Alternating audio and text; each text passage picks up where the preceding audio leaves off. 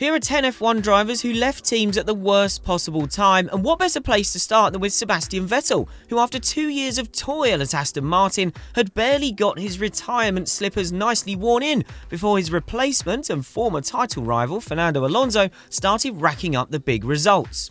After scrapping for points in a car only good enough to finish 7th in the championship in his 2 years with the team, Vettel missed out on Aston Martin's leap forward. Team insiders and Alonso admitted its jump up the grid is a year ahead of schedule, but you have to wonder if Vettel will take much comfort from that. What makes Vettel's 2-year struggle with Aston Martin all the more frustrating is that the team was competitive the year before he arrived too, claiming a race win in 2020 with its infamous pink Mercedes copycat car design. So what appears to be a 2-year slump just happened to coincide directly with Vettel's spell in the driving seat. At number 9, we have Thierry Boutsen leaving Williams just before it became F1's dominant force. Boutsen joined Williams for the first year of its Renault partnership in 1989 and won 3 races in his 2 seasons with the team. But when Williams saw the opportunity to persuade Nigel Mansell to abandon his retirement plans and stay in F1, it was Boutsen, not teammate Riccardo Patrese, who made way. This was very much not Boutsen's choice, although he saw the writing on the wall when he returned to the garage after his Hungary victory in 1990 to discover the team had already gone rather than celebrating with him. That meant Boutsen missed out on one of the great F1 cars, the Williams FW14, which evolved into the all-conquering FW14B for 1992. At number 8, we have Pastor Maldonado walking out on Williams just before its hybrid era revival. Maldonado is likely to remain the last driver to win a Grand Prix for Williams for quite some time thanks to his 2012 Spanish GP win, but after a terrible year in 2013, he turned his back on the team. Maldonado fell out with Williams during that troubled campaign. Things reached their peak after qualifying for the United States Grand Prix, where he hinted at sabotage, saying somebody in the team was playing with the tyre pressures. It was no surprise when he signed for Lotus for 2014, taking millions of Venezuelan sponsorship dollars with him. But as F1's hybrid era began, Williams leaped up to 3rd in the Constructors' Championship and was a regular podium finisher, while Lotus floundered and slumped to 8th in the championship, scoring just 10 points.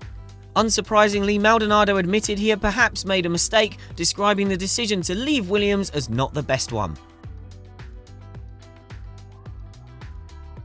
At number 7, we have Jenson Button getting moved on by Williams and Renault just before they became race winners again.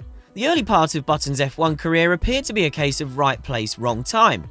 First, he was ushered aside at Williams after 1 year to make way for Juan Pablo Montoya just as the team's BMW partnership started to bear race-winning fruit. Then, after bouncing back from a horrendous year with Benetton in 2001, with a better season once it became Renault in 2002, he was moved aside again, this time for Fernando Alonso. It took Alonso just 2 races to claim the first pole position for the team under Renault ownership, and later in the season he took his first win, while Button had to rebuild all over again at BAR. Talking of BAR, at number 6 we have Jacques Villeneuve leaving just before it finally got its act together. BAR was created for Villeneuve in 1999, but as his relationship with new management soured and his contract was about to run out, he left the team with 1 race still remaining in 2003. The next season, BAR's 6th car, and the first not raced by Villeneuve, was one of the best in the field behind the dominant Ferrari. Villeneuve had to watch on from the F1 sidelines as the team that was built around him finally came good, scoring a hatful of podiums and taking 2nd in the Constructors' Championship. Unsurprisingly, Villeneuve didn't take it well, feeling he was forced out by new team boss David Richards, who'd replaced Villeneuve's manager and friend Craig Pollock a year earlier.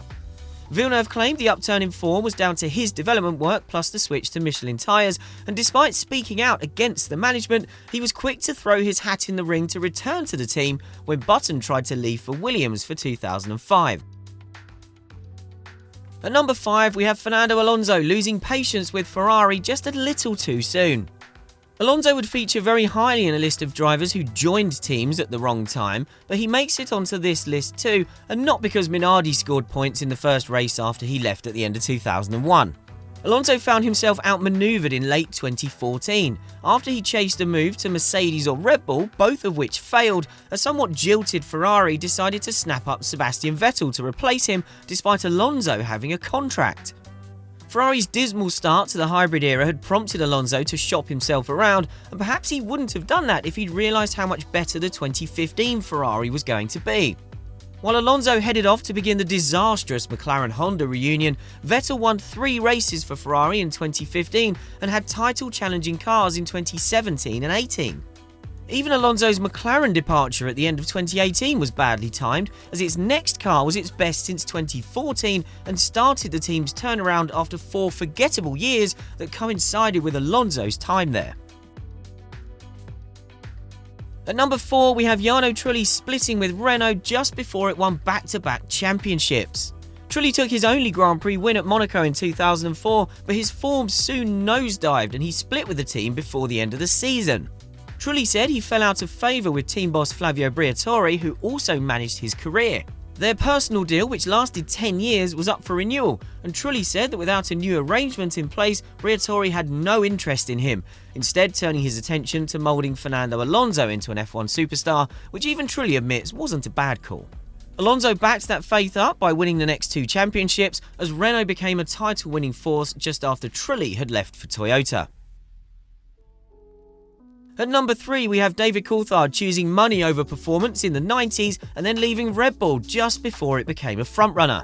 Coulthard's move from Williams to McLaren for 1996 paid off eventually, but when he went from starting on the front row for the last race of 1995 to starting 13th for the first race of 96, he said that's when the penny dropped that he'd made the mistake of moving for money.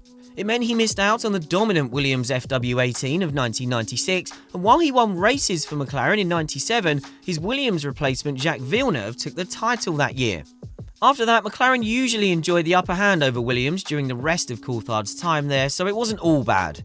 Then, after leading Red Bull during its formative years, he retired from F1 just before the 2009 rule changes shook up the order and Red Bull became a race-winning force that was on the brink of F1 dominance with Coulthard's replacement Sebastian Vettel.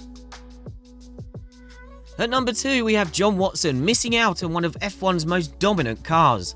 Watson thought he was on rock-solid ground, holding off on signing a new McLaren deal for 1984 after 5 years with the team, feeling there was a lack of competition for the seat. But he was caught out by Renault's surprise decision to sack Alain Prost, who McLaren promptly signed to partner Niki Lauda in 1984. As a result, Watson missed out on racing the hugely successful McLaren MP42, powered by a TAG Porsche engine that Lauda and Prost dominated with the following year. In fact, he only raced an F1 car once more as a stand-in for the injured Lauda at Brands Hatch in 1985. Watson won 4 races for McLaren, but having put in the hard yards during the early years of the Ron Dennis-John Barnard era, he was ousted just before that work paid off. And at number 1, we have Mercedes replacing Michael Schumacher with Lewis Hamilton just as it turned a corner. Schumacher's F1 comeback with Mercedes is often written off as a failure given he managed just 1 podium in 3 years as teammate to Nico Rosberg. But he performed well in 2012 and was considering whether he wanted to continue. An October deadline was set for his decision on whether to carry on, but in the meantime Mercedes was courting Hamilton and convinced him to turn his back on McLaren. We've covered how Mercedes pulled that move off in great detail in a dedicated video about it, so make sure you check that out when you get to the end of this one. When it became clear which way the wind was blowing at Mercedes, Schumacher was left with no choice but to retire. Had he stayed on for 2013, Schumacher would have had a crack at winning races, and in 2014 he almost certainly would have added to his tally of 91 F1 wins, even at the grand old age of 45. He missed out on a taste of the Mercedes glory years, but those in the team always credit him for his important role in helping them become F1's dominant force.